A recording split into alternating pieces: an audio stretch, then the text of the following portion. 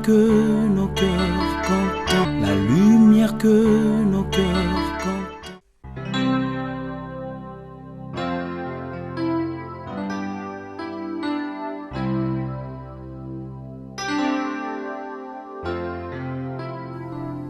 Tu es le fidèle compagnon qui nous rassure dans le parcours, et c'est l'éclat de ta beauté qui éclaire le chemin de ma vie. Et comme une brebis fragile, je trouve ma force dans la chaleur de tes bras de bon berger. J'écouterai ce que dit Dieu, car il est droit pour qui l'écoute. Bien-aimés le Seigneur, shalom, shalom, nous bénissons le Seigneur, nous rendons grâce à Dieu pour son amour, sa bonté, sa fidélité, pour tout ce qu'il ne cesse d'accomplir dans chacune de nos vies. Nous ne cesserons de dire que ce que nous sommes et ce que nous avons, c'est lui le Seigneur. Non seulement il nous a créés, mais il nous a sauvés et il veille aussi sur nous. Alléluia. Il ne nous promet pas seulement le royaume des cieux, mais il veille sur nous. Il nous donne tout ce qu'il faut pour que nous puissions manquer de rien pendant notre pèlerinage ici-bas sur la terre. Que l'Éternel soit béni, que l'Éternel soit loué pour tout ces bienfaits encore dans nos vies. Nous reconnaissons cela, l'Éternel est bon, l'Éternel est merveilleux. Je veux que nous puissions rendre grâce à Dieu, que nous puissions le remercier, le bénir, le louer, l'élever, l'adorer pour tout ce qu'il est pour nous. Alléluia, il est tout pour nous. Élevons nos voix, rendons grâce à Dieu, bénissons le Seigneur. Alléluia, et confions ce temps entre le Seigneur afin que lui et lui seul puissent encore nous assister. Oui, en lui, nous avons tout ce qu'il faut. Avec lui, il y a tout ce qu'il faut. S'il n'est pas avec nous, s'il ne nous assiste pas, bien, nous passerons un moment. Et nous rendons gloire à Dieu, maître étant des circonstances. Nous les bénissons encore pour son amour infini pour nous, car ce ne sont pas ce que nous traversons, ce que nous vivons, qui peuvent faire que Dieu puisse changer. Non, il est Dieu, il est le Seigneur. Il ne change jamais. Il est le même hier, aujourd'hui et éternellement. Pour l'éternité et l'éternité, il est Dieu. Et nous croyons. Nous lui rendons grâce pour tout ce qu'il fait, car tout ce que Dieu fait est bon pour nous. Donc, nous pouvons alors continuer à finir cet enseignement que nous avons commencé sur le regard. Quel regard as-tu de ton prochain? Quel regard as-tu de ton frère ou de ta sœur? Quel regard as-tu de celui avec qui tu es en relation? Quel regard tu as de ton vis-à-vis? Quel regard tu as avec celui avec qui tu vis? Quel regard as-tu de celui que tu es en relation ou de celui que tu aimes? Nous avons dit un peu plus par rapport à ces sujets. Nous avons dit, peu importe ce qui nous unit les uns les autres, comment est-ce que vous vivez vos relations? Comment est-ce qu'on vit nos relations entre nous, de part et d'autre? Quel tempérament avez-vous de l'autre? Oui, la nature ou la personnalité ou encore vos relations. Comment est-ce que vous les vivez les uns les autres? Quand nous sommes en relation, nous l'avons dit, les parents comme les enfants aux parents.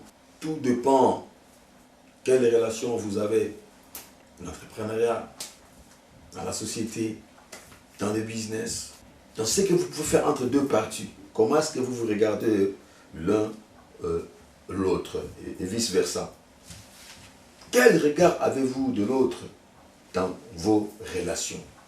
Nous avons vu que le terme prochain résumait bien ce que nous sommes en train de méditer. Parce que le prochain est un très proche, ou un proche, celui avec qui vous êtes en relation. Mais laissez-moi quand même rappeler quelques définitions qui nous ont permis de pouvoir développer un peu notre message. Ce serait très important pour que nous puissions continuer et finir. Nous avons dit, il était question du regard. Et le regard, c'est la manière de regarder, l'expression des yeux. C'est l'action de regarder, porter la vue sur quelqu'un ou sur quelque chose. C'est aussi le comportement qu'on a envers l'autre. Nous avons dit aussi que le regard est déterminé par l'opinion que l'on s'est fait de l'autre. L'opinion vient, nous avons dit, de l'ensemble de pensées que nous concevons. Oui, l'ensemble de pensées que nous concevons nous donne une opinion. Et c'est avec cette opinion-là que nous pouvons regarder l'autre, celui avec qui nous sommes en relation. Nous avons compris qu'ici, qu'il était question de la pensée. On dit, mais qu'est-ce qui est la pensée? Eh bien, penser, c'est appliquer son esprit à concevoir, à juger quelque chose. C'est la faculté de penser, la possibilité naturelle ou légale de faire quelque chose. Alléluia. La liberté que l'homme a de penser ce qu'il veut. Et il a comme synonyme, on dit, juger, raisonner, réfléchir, et d'autres que nous pouvons aussi apporter par rapport aux pensées. Et l'homme est libre dans ses pensées, nous l'avons dit. S'il y a une liberté qu'on ne peut pas priver à une personne, c'est celle de la pensée. Même Dieu lui-même, il ne peut pas nous empêcher de réfléchir ou de penser, à moins que nous soyons morts. Mais tant que l'on vit, tant que l'on respire, l'homme est libre de pouvoir penser. Mais seulement nous allons dire que tout ce que nous concevons comme pensée par rapport à l'autre, par rapport aux autres, tout ce que l'on conçoit comme pensée, est-ce que cela est-il vrai? Tous les problèmes sont à ces niveaux-là. L'Éternel est bon.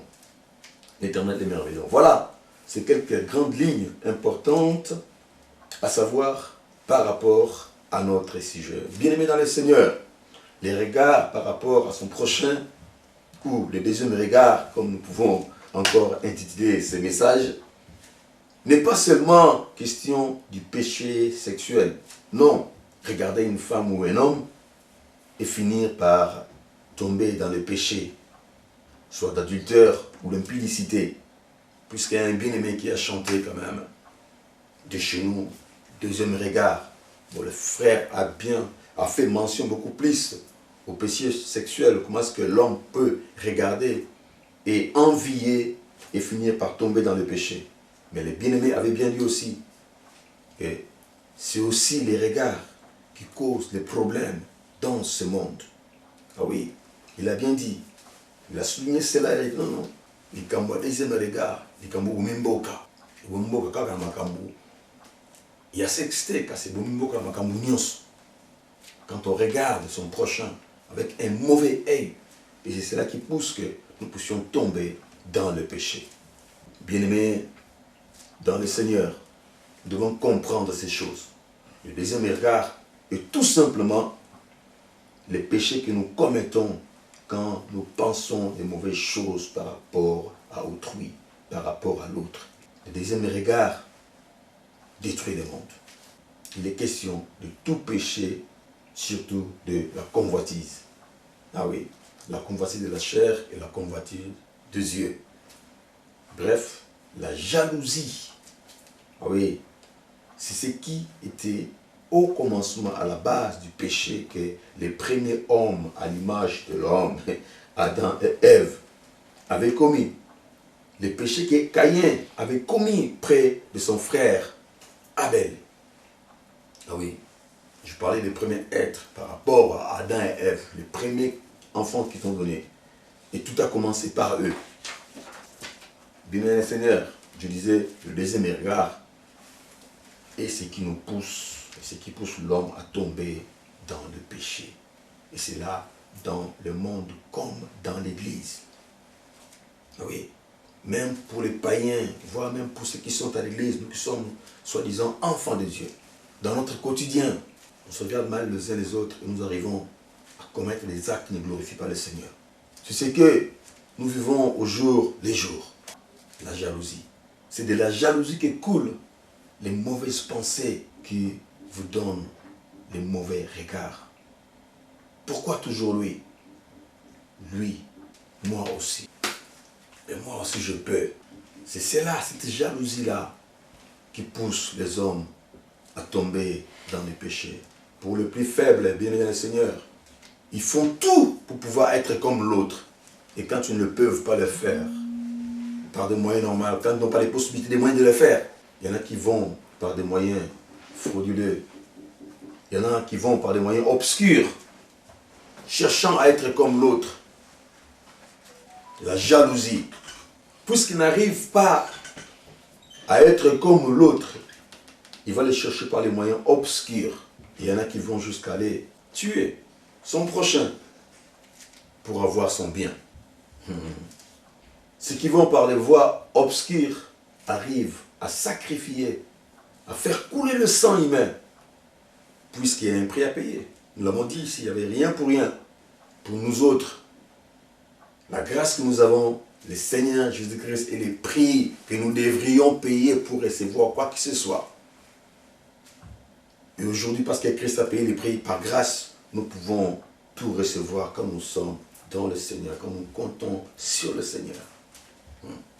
Bien-aimé dans le Seigneur, qu'est-ce qui abonde ton cœur? Et c'est là que nous étions arrivés pour pouvoir poursuivre notre message. Qu'est-ce qui abonde ton cœur? Écoutez ce que nous dit la parole de Dieu. Car c'est du cœur que viennent les mauvaises pensées, le meurtre, les adultères, les débauches, les vols, les faux témoignages, les calomnies. Bien-aimés dans le Seigneur, tous ces péchés que nous commettons, tous ces péchés que l'homme commet, commencent d'abord par être pensés. Nous pensons avec notre tête et nous les méditons dans le cœur. Le meurtre, les adultères, les débauches, les vols, les faux témoignages, les calomnies. Toutes ces choses commencent d'abord dans le cœur. Et c'est de la convoitise de la chair et de la convoitise des yeux qui fait que nous puissions tomber dans ce péché. Bien-aimé dans le Seigneur, c'est de ce qui remplit ton cœur que tu peux agir. Quand le cœur est rempli de la convoitise, quand le cœur est rempli des envies, tu as envie tellement de bien de ton prochain et tu finis par tomber dans les péchés. L'envie pousse l'homme à pouvoir chercher à tout avoir, tout gagner pour soi. On cherche son propre intérêt. On ne pense qu'à soi. On veut tout avoir. Parce que c'est l'autre qui a la chose. Non, toi, tu non. Tu n'es pas content. Il faut que tu puisses avoir ça. C'est toi qui devrais l'avoir normalement. Pas lui, pas l'autre. La jalousie. Bien-aimé dans le Seigneur, nous pouvons faire de semblant comme on veut. Mais l'homme finit par manifester ce qu'il est réellement. C'est ce qui remplit ton cœur que tu finis par manifester. C'est ce qui abonde ton cœur que tu finis par accomplir. C'est ce de quoi votre cœur est rempli que vous finissez par accomplir. Il est écrit, c'est de l'abondance du cœur que la bouche parle. Et là, ce n'est que la fin du Luc chapitre 6 au verset 45. Mais disons tous les versets, voyons comment que cela commence déjà. L'homme bon tire des bonnes choses du bon trésor de son cœur. Et les méchants tirent des mauvaises choses de son mauvais trésor. Car c'est l'abondance du cœur que la bouche parle. L'homme bon, celui qui est bon, tire des bonnes choses par rapport, alléluia, à ce qu'il emmagasine, ce que vous emmagasinez. Si c'est des bons trésors, vous ne pouvez produire que des bonnes choses. Si c'est des mauvais trésors, vous produisez des mauvaises choses. Une source ne peut pas produire de l'eau douce et de l'eau amère. Donc le cœur est comme un laboratoire. Le laboratoire où tout se conçoit. Le laboratoire où tout est préparé. Le bien comme le mal sort dans le cœur. Donc un cœur rempli de mauvaises pensées engendre de mauvaises actions. Et ces choses que nous méditons, nous pensons dans le cœur, qui poussent l'homme à commettre les péchés, c'est que Dieu avait interdit aux enfants d'Israël dans la loi de Moïse. Nous pouvons voir ça dans Exode, chapitre 20. On ne va pas dire toute la loi, les 10 commandements, mais prenons seulement à partir du verset 14. Non, même avant, 13. Tu ne tueras point, tu ne commettras point d'adultère, tu ne déroberas point, tu ne porteras point de faux témoignages contre ton prochain. Tu ne convoiteras point la maison de ton prochain. Tu ne convoiteras point la femme de ton prochain, ni son serviteur, ni sa servante, ni son bœuf, ni son âne, ni aucune chose qui appartienne à ton prochain. Tu ne vas pas envier cela. Dieu avait déjà parlé des choses à Moïse. Et ici, le Seigneur Jésus-Christ vient encore nous les rappeler. Bien-aimés dans le Seigneur, c'est du cœur que vient le meurtre. Et tuer le meurtre n'est pas seulement tuer son frère, son semblable, son vis-à-vis. Quand on parle mal de son frère, après lui, quand on parle mal de son frère en son absence, quand on est ensemble, on fait semblant de semer, hypocrite que nous sommes. Et quand l'autre n'est pas là, vous le massacrez après. C'est une façon de tuer aussi. Parler mal de son frère ou de sa sœur, c'est une façon de tuer aussi. vous les tuez spirituellement. Dans certains domaines, les adultères, l'infidélité, vous êtes mariés, mais vous enviez les femmes d'autrui. Vous enviez des femmes à l'extérieur, en dehors de votre couple. Pour ceux qui vivent en couple, vous trompez l'autre. Tout cela commence par le cœur. Et voilà, après vous passez à l'acte. La débauche, l'usage excessif de plaisirs sensuels, la dépravation pour plaire à la chair. On cherche le plaisir, même à l'encontre de la volonté de Dieu. Le vol, oui. Prendre ce qui n'est pas à toi, prendre ce qui est à l'autre. Prendre la chose d'autrui, ce qui ne t'appartient pas. Ce qui n'est pas à toi, ce qui ne t'est pas destiné. On préfère cela. Les faux témoignages. Les faux témoignages comme les calomnies, c'est la même chose. Mais ça, je pense qu'on en parlera bien encore dans les prochains passages. Et à Lingala, ça sonne bien. Les calomnies sont des fausses mensonges qui attaquent la réputation, l'honneur d'une personne. On fait tout juste pour minimiser l'autre. L'autre n'est pas important, c'est toi qui es le plus important. Le manque d'amour. Il n'y a pas d'amour entre nous, on ne s'aime pas du tout. Mais écoutez, qu'est-ce que la parole de Dieu? Nous sommes dans Matthieu. Matthieu chapitre 22, le verset 36 à 39. Là, c'était les disciples qui demandaient au maître, « Maître, quel est le plus grand commandement de la loi ?» Jésus lui répondit, « Tu aimeras le Seigneur, ton Dieu, de tout ton cœur, de toute ton âme et de toute ta pensée. » C'est le premier et le plus grand commandement. Et voici le second qui lui est semblable. Tu aimeras ton prochain comme toi-même. Alléluia. Voilà, le Seigneur, où se pose le problème. Le plus grand commandement, tu aimeras Dieu de tout ton cœur. Mais celui qui aime Dieu de tout son cœur est rempli de pensées de Dieu. Celui qui aime Dieu de tout son cœur, il est rempli de Dieu. Tout son cœur est rempli de Dieu. Il ne vit que pour Dieu. Il ne respire que Dieu. Une telle personne est poussée par l'Esprit de Dieu aussi. Une telle personne aime le Seigneur. C'est un amoureux de Dieu. Il est poussé par l'amour par rapport à tout ce qu'il peut faire. En tout et pour tout. Tout ce qu'il fait, il est fait par amour. Il n'a pas de place de haine dans son cœur ou de la jalousie. Il n'y en a pas. Une personne qui croit au Seigneur, une personne qui aime l'Éternel de tout son cœur, de toute son âme ou de toute sa force, est une personne qui est occupée par le Seigneur. Son cœur est rempli par le Seigneur. Ton cœur, ton âme et ta pensée doivent être en harmonie, d'un commun accord. Ah oui, tu ne peux pas penser autre chose que dans ton cœur qu'il y a autre chose. Tu peux mettre autre chose dans ton esprit, dans ton âme et dans ton cœur autre chose. Non. C'est ce que tu penses qui doit remplir ton cœur. C'est ce que tu penses qui doit être ton partage. Il n'y a pas de mauvaises pensées dans le cœur d'une personne, dans son cœur rempli de Dieu. Non. Il ne peut pas avoir autre chose en une telle personne qui a donné tout son cœur au Seigneur. C'est ce que tu vis, que tu manifestes. Alors, où sera pensée en une personne qui croit au Seigneur ou qui a donné sa vie à Christ? Le second commandement, le Seigneur va dire, qui lui ressemble est « Tu aimeras ton prochain comme toi-même ». Alléluia.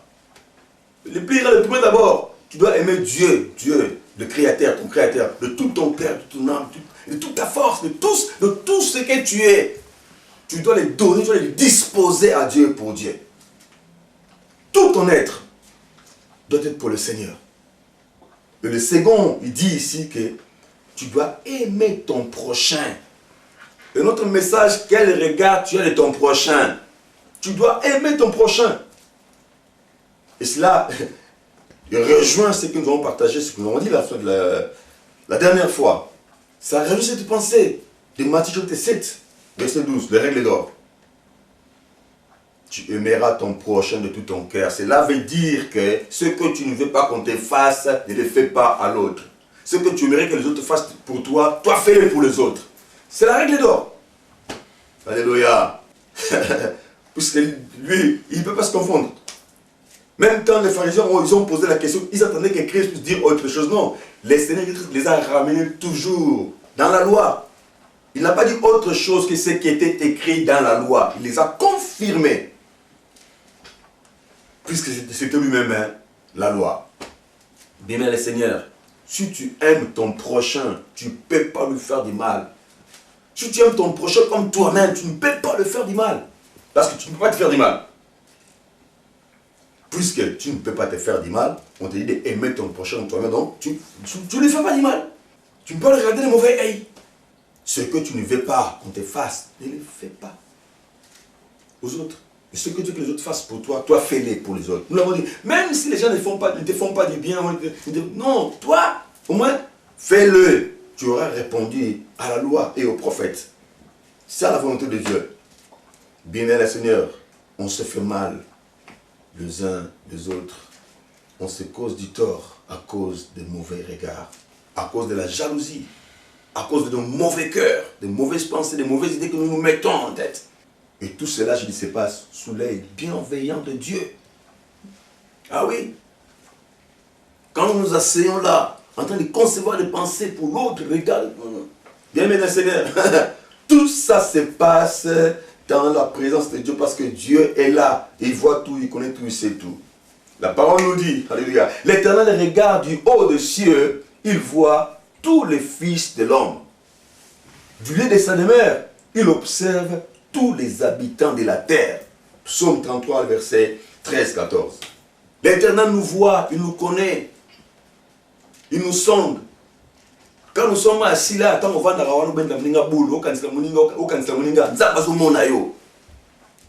c'est comme ça.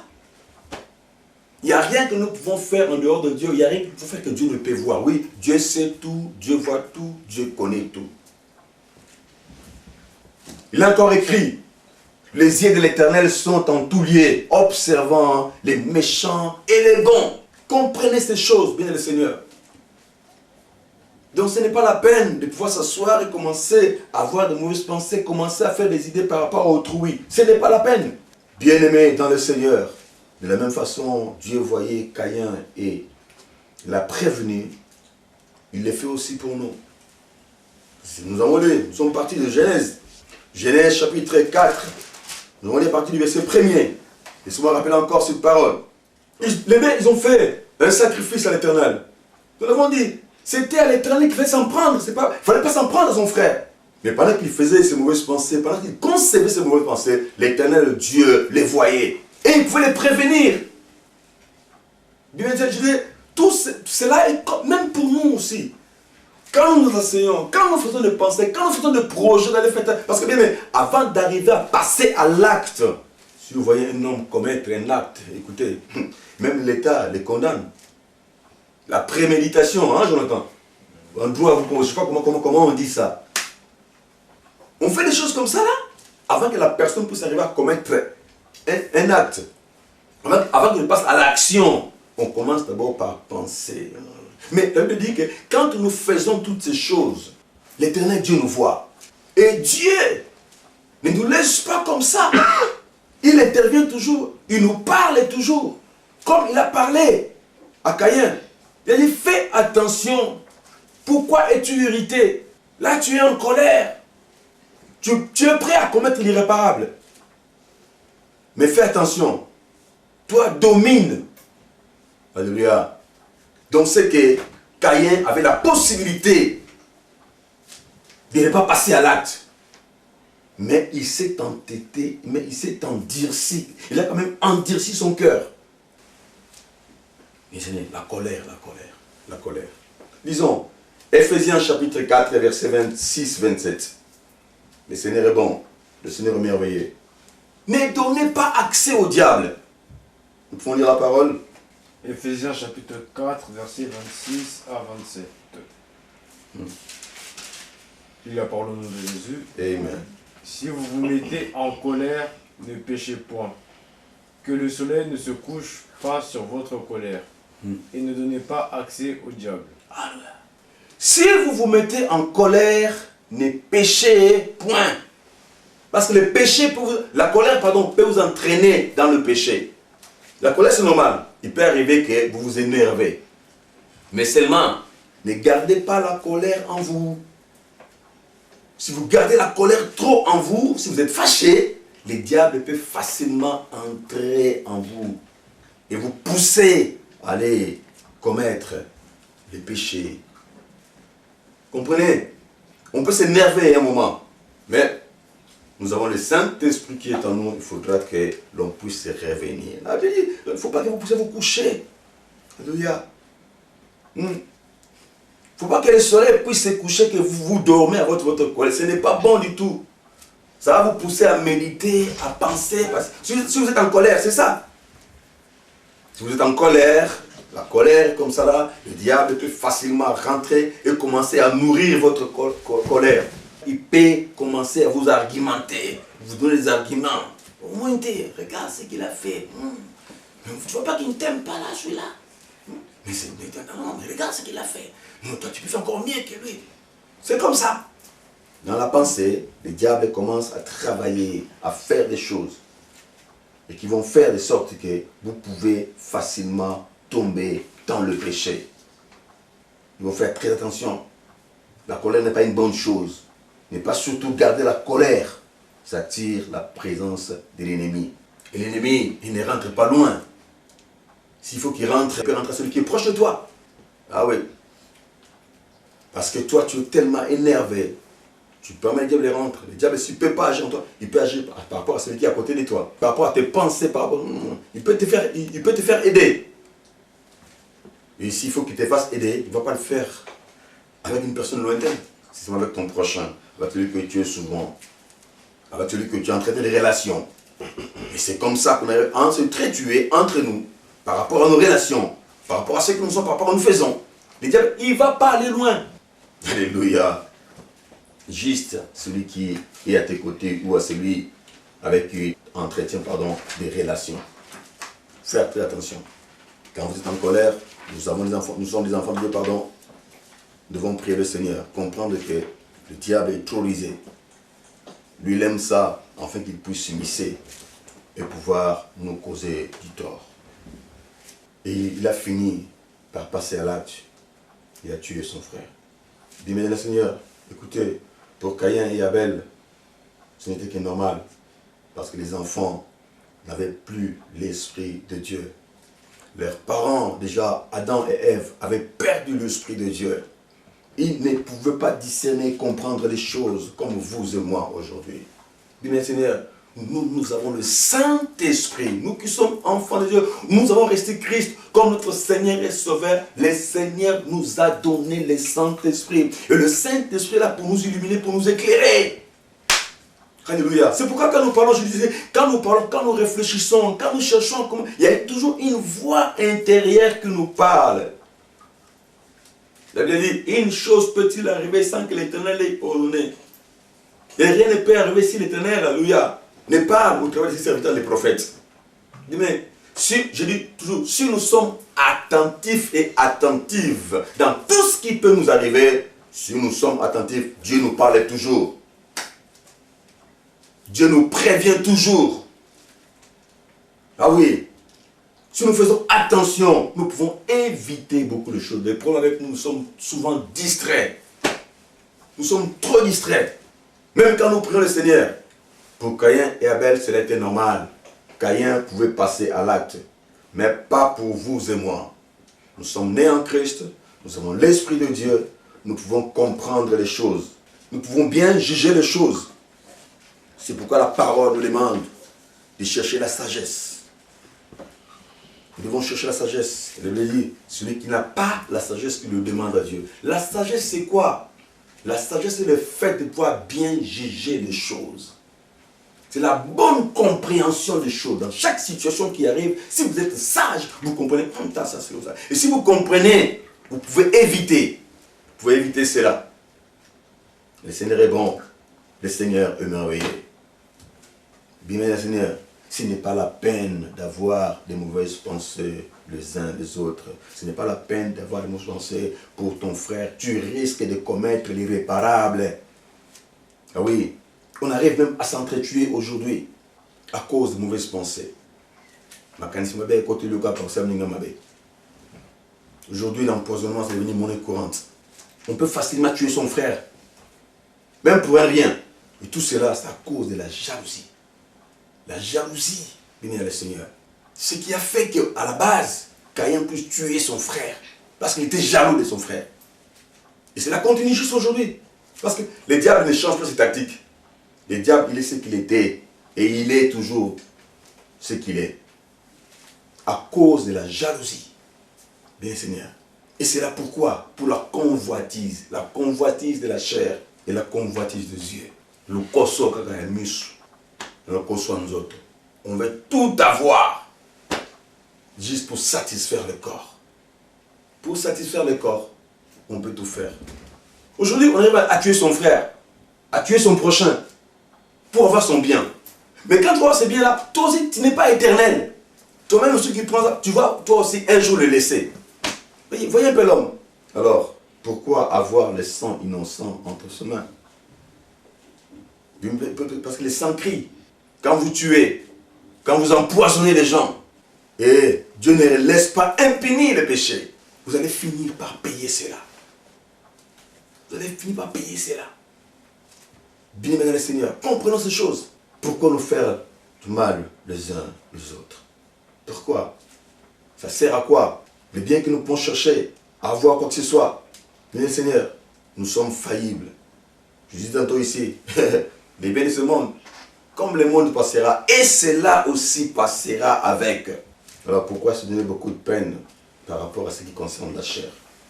Bien-aimé dans le Seigneur, ne conçois pas de mauvaises pensées pour ton frère ou pour ta sœur. N'envie pas les biens d'autrui. Et souvent, vous ne savez pas comment est-ce que l'autre est en train de prospérer. Vous ne savez pas comment est-ce que l'autre est en train de réussir dans ce qu'il fait. Est-ce que ce qu'il fait, c'est une bonne réussite? Il fait ça avec le Seigneur? Il est réussi par la voie de Dieu ou par les voies obscures? C'est pas à peine de l'envier. Ah oui, la clé de la réussite, le succès, le bonheur, alors le vrai bonheur, la bénédiction est auprès du Seigneur. Nous l'avons vu dans Josué chapitre 1, verset 8. Le Seigneur pouvait dire à son serviteur, si tu veux réussir, si tu veux avoir le succès, tout ça, tu dois observer la parole.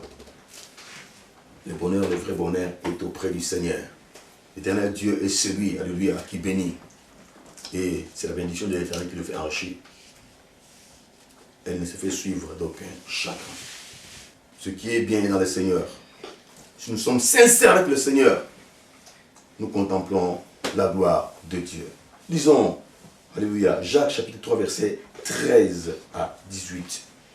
Le Seigneur est bon, le Seigneur est merveilleux. Jacques chapitre 3, verset 13 à 18. Oui. Je la parole au nom de Jésus. Amen. Lequel d'entre vous est sage et intelligent, et montre ses œuvres par une bonne conduite avec la douceur de la sagesse. Attends là. Qui est parmi vous qui est intelligent, qui montre cela, la douceur et la sagesse? Je disais ici tantôt, la sagesse, c'est le fait de pouvoir bien réfléchir, bien comprendre les choses comme elles sont. Nous devons montrer, alléluia, nous devons montrer par nos œuvres, par notre conduite, que nous sommes réellement enfants de Dieu, que nous sommes réellement nés en Christ. Nous devons le comprendre. Qu'est-ce qui va nous distinguer des païens ou de l'homme de ce monde? Qu'est-ce qui nous distingue de l'homme de ce monde? Si nous faisons comme eux. Mais si vous avez dans votre cœur un zèle amer et un esprit de dispute, ne vous glorifiez pas et ne mentez. Si vous avez dans votre cœur, alléluia, un esprit de dispute, quoi que ce soit, non, non. Ne vous vantez pas, parce que l'esprit de dispute ne vient pas de Dieu. Mais nous sommes là. Moi je prie. Que l'église, parler de Dieu, on parle tellement de Dieu, surtout dans notre communauté. Mais quelles sont nos œuvres? Qu'est-ce que nous produisons comme les œuvres? Il disait, même dans l'église, on trouve ces choses. Et pourtant, nous avons le Saint-Esprit qui peut nous aider. En fait, nous puissions comprendre et discerner.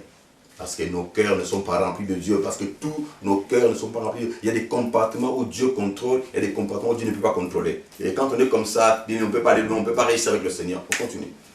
Cette sagesse n'est point celle qui vient d'en haut, mais elle est terrestre, charnelle, diabolique.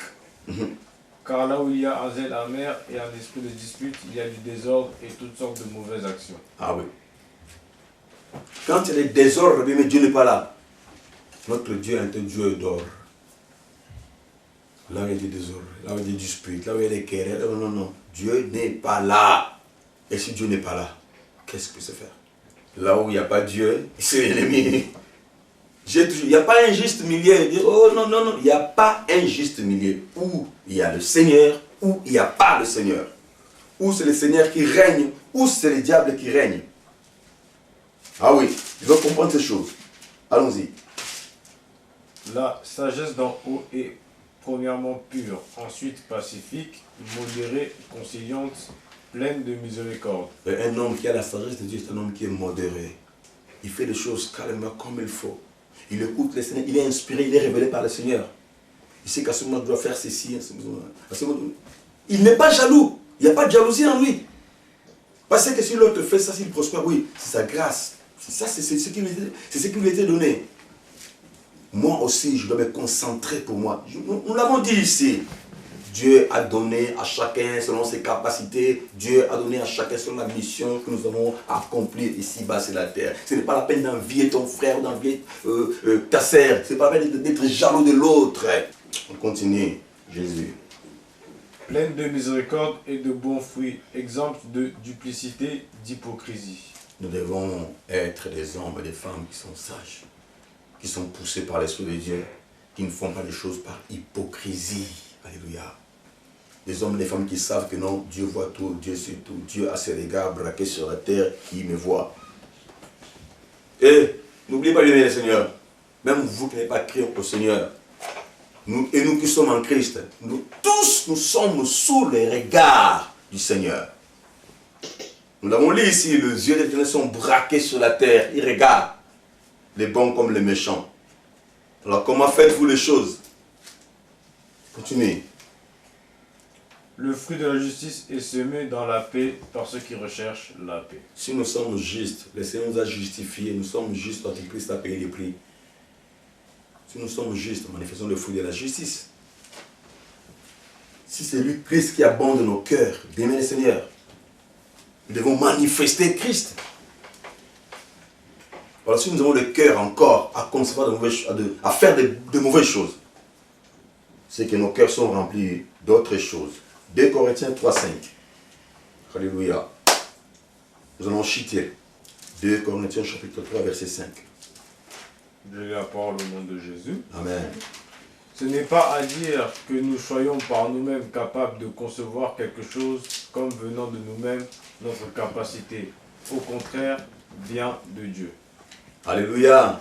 Bien-aimés, tout ce que nous faisons, cela ne vient pas de nous-mêmes. C'est Dieu, c'est le Seigneur. Je sais dire, tout ce que nous sommes, tout ce que nous avons, c'est la grâce de Dieu. Sans la grâce de Dieu, nous ne pouvons rien du tout. Sans la grâce, on ne peut rien. C'est Dieu qui fait toutes choses en chacun de nous. Oui, c'est lui qui crée, alors il pourrait le faire. Tout ce que nous pouvons faire, c'est la grâce de Dieu. C'est la grâce de Dieu, c'est ce qu'on a envie. La fois dernière, qu'as-tu que tu n'aies réussi? Alléluia. Alors, si tu l'as réussi, pourquoi tu vas te vanter? Pourquoi tu vas te glorifier? Parce que nous recevons de la part du Seigneur. C'est Dieu-là qui vous a donné pour que vous puissiez réussir ou aller de l'avant. Il peut aussi me donner, comme à l'autre. Philippiens chapitre 2, verset 3 à 15. Ce sont des choses que nous connaissons. Mais le Seigneur vient encore nous rappeler ces choses pour que nous puissions comprendre. Il veut notre bonheur. Il veut notre bonheur. Alléluia. Je lis la parole de notre Seigneur Jésus. Jésus. Ne faites rien par esprit de parti ou par vaine gloire. Ne faites rien par esprit de parti ou par vaine gloire. Ne le faites pas. Parce que cela ne vient pas de vous. Parce que nous l'avons reçu. Puisque tu l'as reçu, pourquoi tu vas te glorifier? Bien maintenant, qui que tu sois, élevé en dignité, dans l'église comme dans la vie quotidienne, Si Dieu vous a élevé, Dieu vous donne une promotion ou quoi que ce soit, bien Seigneur, faites-le. Comment on est la maningate pour nous empêcher au monde de la maningate? Non. Soyons humbles dans toute élévation que Dieu peut nous donner. Et nous devons savoir, si vous êtes élevé, sachez qu'il y a toujours un qui est au-dessus. Et il y a toujours un qui est supérieur, plus que vous. Vous pouvez aujourd'hui être puissant, vous savez qu'il y a encore d'autres puissances, c'est bien le Seigneur. Yom tout ce qui cité, même si vous avez mon bongo, même si vous avez bien, même si vous avez beauté au nini, et ou le cul azali. Dieu nous a fait des limites. Ici-bas sur la terre, nous sommes complémentaires. Alléluia. Ni n'a tout ce qu'il faut, ni n'a tout. Nous pas ce qui s'est zaté. Ou ce qui s'est ensemble, que le Christ est mort. Nous avons cananaï azaté, nous avons l'équipe azaté. Nous sommes dans sénaïe. Nous devons comprendre ces choses comme ça. Et ne faites rien par esprit de rivalité. Non. J'ai toujours dit, notre seule unité de mesure doit être le Seigneur Jésus-Christ. S'il faut comparer sa vie, s'il faut faire des choses, faites-les par rapport au Seigneur Jésus-Christ. Et bon, total, Seigneur, merci. Alléluia. Ne faites rien par esprit de rivalité ou des partis pris. Faisons tout de bon cœur. Alléluia. Avec toute humilité. Romains 14, verset 12-13. Le Seigneur est bon, le Seigneur est merveilleux. Merci Seigneur. Ainsi chacun de nous rendra compte à Dieu pour lui-même. Ne nous jugeons donc plus les uns les autres, mais pensez plutôt à ne rien faire qui soit pour votre frère une pierre d'achoppement ou une occasion de chute. Reprends. Ainsi chacun de nous rendra compte à Dieu pour lui-même. Ne nous jugeons donc plus les uns les autres, mais pensez plutôt... Bien le Seigneur, tel que nous sommes là, chacun de nous va rendre compte pour lui-même. Tu ne rendras pas compte pour ton prochain. Non. Tu rendras compte par rapport à ce que toi tu as fait par rapport au prochain, mais tu ne rendras pas compte à la place du prochain. Non. Mais puisque chacun de nous va rendre compte devant le Seigneur, alors occupe-toi de toi. En moi, il y a encore beaucoup de choses pour lesquelles je prie le Seigneur. Je dis, Seigneur, aide-moi à m'améliorer. Aide-moi, Seigneur, oh Dieu. Je ne peux pas vivre ainsi. Seigneur, je vais changer. Oui, ce que chacun de nous doit faire, c'est ça. Il faut que tu puisses t'observer. Et quand le Saint-Esprit te parle des choses, tu reviens en toi. Et tu pries le Seigneur. Tu demandes, Seigneur, pourquoi ça? Change-moi, Seigneur. Tu diras, écoutez, Seigneur, sonde-moi. Sonde-moi, Seigneur. Et si ça ne va pas à moi, reprends-moi.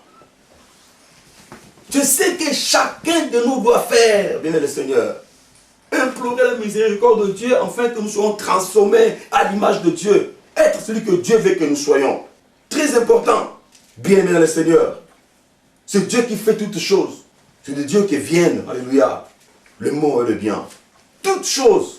Même si l'autre réussit par des moyens frauduleux ou par des moyens obscurs, en tant qu'enfant de Dieu, nous sommes appelés à pouvoir prier pour lui, prier pour les autres, afin qu'ils reviennent dans le Seigneur, s'ils ont pris le mauvais chemin. Mais nous n'avons pas à faire des choses pour être un obstacle pour l'autre, non. Ce n'est pas la peine de se faire du mal les uns les autres. En Christ, il y a assez pour tous. Il est un fleuve, une source qui ne tarit jamais, où chacun de nous peut puiser, alléluia, et réussir sa vie. Bien-aimé dans le Seigneur, avec le Seigneur Jésus-Christ, en Dieu, il y a tout ce qu'il faut. Tout le monde peut puiser. Tout le monde peut recevoir de Dieu ce que nous voulons. Seulement, cherchons quelle est la volonté de Dieu pour chaque situation. Quelle est la volonté de Dieu dans ce que je suis en train de faire. Et nous devons associer Dieu dans tout ce que nous faisons. Nous devons associer le Seigneur. Arrête d'être jaloux de ton frère, ta soeur, que tu sois. Dans ce que tu fais là, prie le Seigneur, que Dieu puisse te révéler, te montrer ce que tu dois réellement faire. Ah oui, si l'autre prospère dans ce qu'il fait, laissez-le. Toi, cherche l'Éternel. Dieu peut te donner aussi ce qu'il faut pour toi. Le Seigneur est bon. Le Seigneur est merveilleux. Gloire au Seigneur. Dieu est bon. Dieu est merveilleux. Bien, Seigneur, vous savez, par ces messages, les regards, le Seigneur nous a beaucoup parlé. Et je vous dis qu'on ne peut pas tout vous dire par rapport à ceci. Mais comprenez, bien, le regard et tous les problèmes qui embêtent les gens, qui tourmentent ce monde. C'est tous les problèmes qui font que nous poussions à nous mettre en opposition les uns les autres. Les regards. On peut aller à loin, on peut continuer, on peut me donner cet enseignement pendant, je sais pas, des mois et des mois. Parler de ça. Mais comprenez par ce peu de mots que l'Éternel nous a donné, d'aimer dans le Seigneur, que chacun de nous puisse se voir dans ce miroir qui est la parole de Dieu. Que ceux qui sont dans le mal reviennent dans la vérité. Ceux qui ont commencé à tanguer, ils peuvent encore se relever.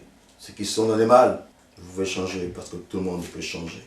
Oui, tu pouvais dire à Caïn, pourquoi es-tu irrité et pourquoi ton visage est-il abattu? Certainement, si tu agis bien, tu relèveras ton visage. Et si tu agis mal, le péché couche à la porte et ses désirs se portent vers toi. Mais toi, domine sur lui. Donc Caïn avait encore la possibilité de pouvoir ne pas faire du mal à son frère. Il y avait un seul Judas Iscariote, le seul pour qui le Seigneur pouvait dire que oui, mon ami, ce que tu veux faire, fais-le bien. Judas Iscariote, un seul, et il est déjà parti. Tout le reste, nous tous là, nous pouvons changer. Et surtout, vous qui avez l'opportunité de pouvoir écouter ce message. Si vous en avez mal, bien-aimé dans le Seigneur, vous pouvez changer. Si vous avez des mauvaises pensées, vous pouvez changer. Vous qui êtes en train de pouvoir penser le mal pour autrui, vous qui faites du mal aux gens, écoutez, le Seigneur vous parle, le Seigneur nous parle aujourd'hui. Je l'ai dit tantôt ici, les sangs d'une personne crient, vous tuez une personne, sachez que vous allez payer. Ah oui, aucun péché ne restera impuni. Le Seigneur rendra à chacun selon ses œuvres. Nous devons comprendre cela. Dieu nous a donné ce message, cette méditation, pour que nous puissions comprendre beaucoup de choses. Nous avons encore la possibilité de pouvoir changer. Nous avons encore la possibilité de pouvoir revenir en Christ.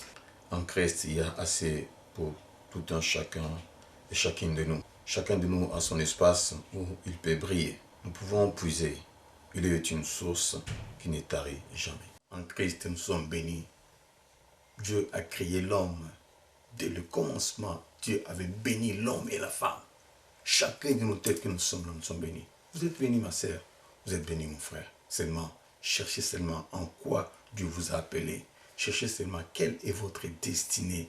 Vous allez contempler la gloire de Dieu. Alléluia. Et nous devons savoir que nous sommes appelés à vivre ensemble. Nous sommes appelés à vivre ensemble pour notre épanouissement. J'ai besoin de toi, tu as besoin de moi, il a besoin de toi. C'est ensemble que nous pouvons réussir. Nous sommes faits pour vivre ensemble. La preuve, Dieu va demander à Caïn, où est ton frère? Pourquoi? Parce qu'il avait besoin de ton frère. Nous avons besoin des uns des autres. Quand nous ne savons pas notre destinée, nous devons prier le Seigneur que Dieu puisse nous aider, que Dieu puisse nous montrer ce que nous devrions faire. Il y a des gens qui ont embrassé autre chose, qui ne sont pas leur destinée. Mais vous pouvez prier le Seigneur. Dieu est capable de se révéler en vous et vous montrer ce que vous devriez normalement faire. Que Dieu vous bénisse. Que Dieu vous rende au centuple pour tout ce que vous ne cessiez d'accomplir. J'aimerais que nous puissions prier le Seigneur. Je veux que tu pries le Seigneur d'abord par rapport à ce que l'Éternel t'a enseigné encore ce jour, par rapport à ce que le Seigneur t'a donné comme message aujourd'hui. J'ai toujours dit, oui, que tous nous ne recevons pas les messages de la même façon. Chacun de nous a écouté et a reçu nos parts. Alors je veux que tu le présentes au Seigneur, alléluia, avant que je te donne le sujet ou quoi que ce soit pour lequel tu peux prier. Élèvons nos voix, prions le Seigneur, alléluia. Béni soit le nom du Seigneur. Père. La lumière que nos cœurs contemplent, la lumière que nos cœurs contemplent.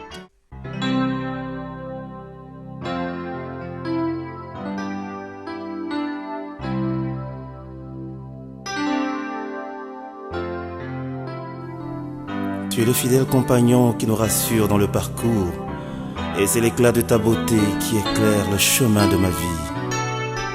Et comme une brebis fragile, je trouve ma force dans la chaleur de tes bras de bon berger.